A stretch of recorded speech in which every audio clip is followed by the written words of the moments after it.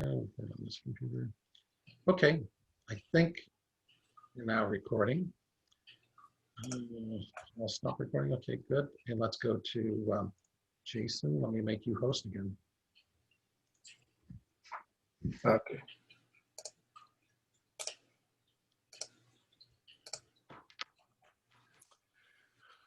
All right, so this first window is where obviously you're going to do your setup, and we've set this up for, mainly for Oregon Saves and Cal Savers. Okay. Yeah.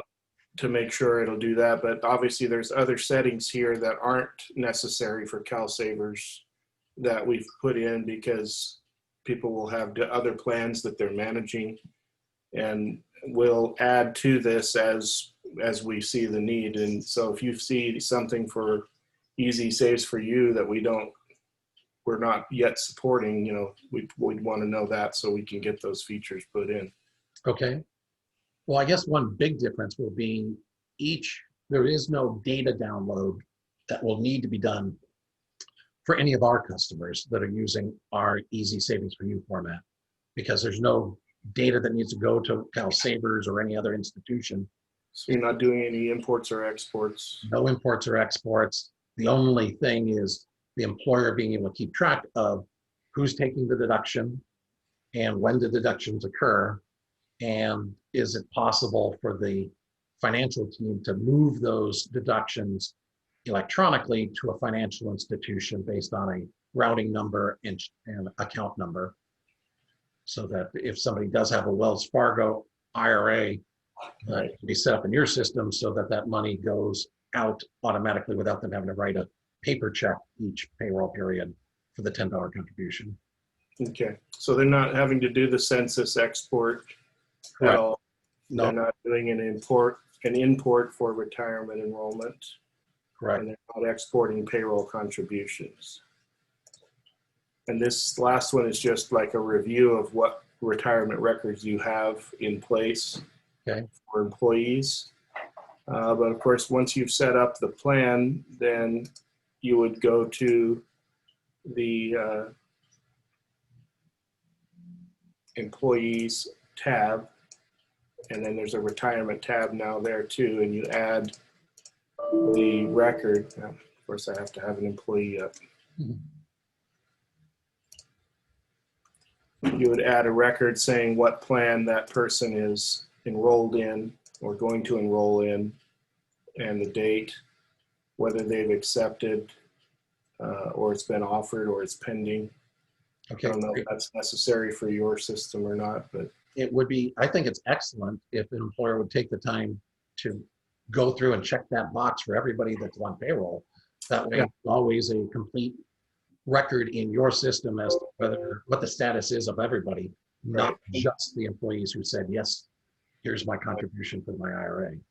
And then they can review in this retirement records review, they can search for anybody who's still pending or, offered, whatever. Okay.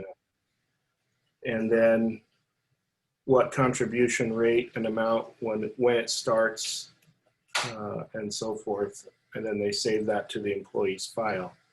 So right now you've got percentage of gross. Can you go back to that real quick? Go ahead and pull down. Let me just flat amount. Perfect. Yeah. Somebody would check a flat amount, put $10 in, most typically, at least for us. And the employee does have the option under our program to decide that he wants a percentage, or $200 or any dollar amount they want. But I would imagine most would probably be using the default amount. So because in the plan setup, we put in an actual deduction number, this record then and this starting date would control that deduction coming out of the payroll check of the employee. So that deduction would get added here as another deduction. And then if they want it deposited into either, their Wells Fargo IRA or your account, or you're not setting up your own. No, we're not involved in any way, shape, or form with their investment options. So then under direct deposit, we've got the two different deposit accounts that can be set up to Okay, for great. that money to go in. Excellent. So when you talk about deduction number, you're talking about kind of a tracking number for how many deductions are coming out of this employee's paycheck. So Right. number one may be reimbursement amounts for, uniforms or something like that, that the employee has to pay for their own tools or something. But deduction number two may be this payroll deduction IRA amount. Right. You would track it that way. Yeah, it's something that in our payroll software, the company would have set up more than likely a specific deduction just for retirement plans. Is that right, Brenda? Or even just for CalSavers? Yes. So there would be GL account and a deduction specifically for the retirement plan. And then that gets assigned once you create a benefit, not a benefit record, once you create a retirement record and the person's enrolled, then the deduction gets created automatically. Okay, great. This looks excellent. I think our clients are going to be very pleased with the work you've already put into this. Yeah, so unless there's some details that we don't support that you would need, I think it probably already can do what your plan needs. It looks like it to me. I would probably only figure all of this stuff out once it's in the hands of our clients and they come back saying, what about this? Or Right, exactly. a block that nobody had a way of forecasting. Yeah. But like I said, once they've got records in there, they can review them quickly and see who's been offered, who's still pending. That's awesome. That's great. Complete wraparound record keeping, and it will save your clients who are using our system a whole lot of offline record keeping. Right. Yeah. Okay, great. This is great. And go ahead and return to me the control. I'll go ahead and stop